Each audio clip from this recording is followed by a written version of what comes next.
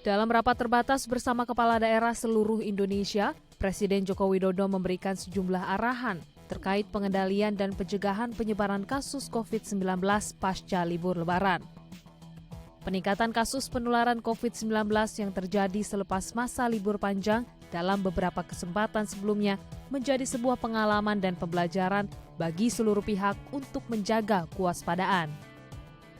Dalam arahannya, Presiden Joko Widodo meminta kepada seluruh jajarannya untuk memantau sejumlah parameter penanganan pandemi secara berkala selama 2 pekan ke depan, agar segera mengambil langkah yang cepat dan tepat dalam mengantisipasi peningkatan kasus di daerah. Presiden menyatakan, berdasarkan data yang diterima per tanggal 6-17 Mei 2021, terdapat 1,5 juta orang yang melakukan perjalanan mudik atau setara dengan 1,1% jumlah penduduk di Indonesia. Meski angkanya terlihat kecil, namun Presiden berharap angka kasus aktif rata-rata nasional tidak melonjak, seperti usai momen libur Lebaran tahun sebelumnya, mengingat terjadinya beberapa kasus kerumunan dan ramainya pengunjung di beberapa lokasi wisata. Karena ada penyekatan turun menjadi 1,1%. Memang 1,1 kelihatannya kecil sekali, tetapi kalau dijumlah ternyata masih gede sekali, 1,4 sekian, 1,5 juta orang yang masih mudik. Hati-hati, gelombang kedua, gelombang ketiga di negara-negara tetangga kita sudah juga mulai melonjak drastis. Malaysia sudah lockdown sampai Juni. Singapura juga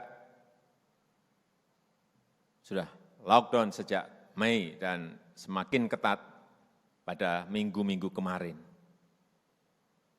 Kita harus melihat tetangga-tetangga kita.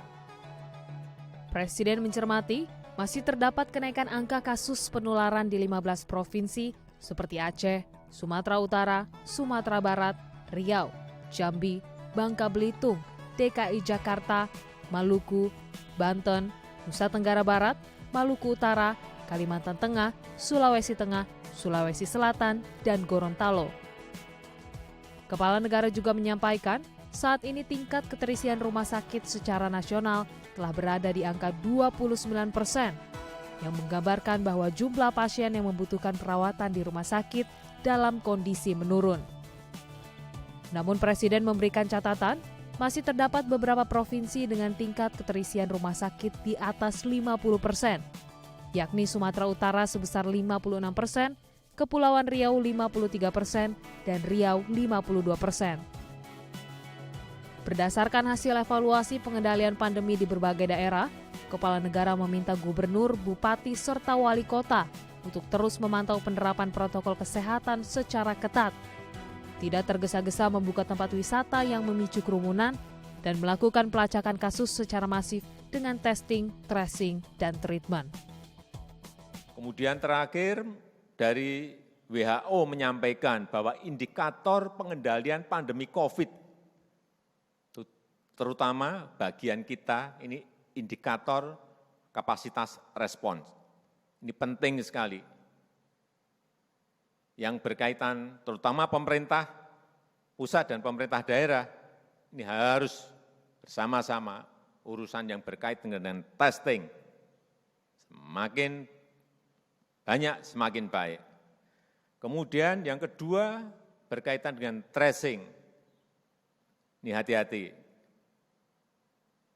Jadi kalau ada satu orang yang positif,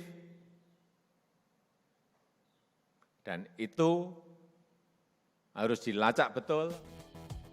Priscilia Claudia, Tim Liputan, DAI TV.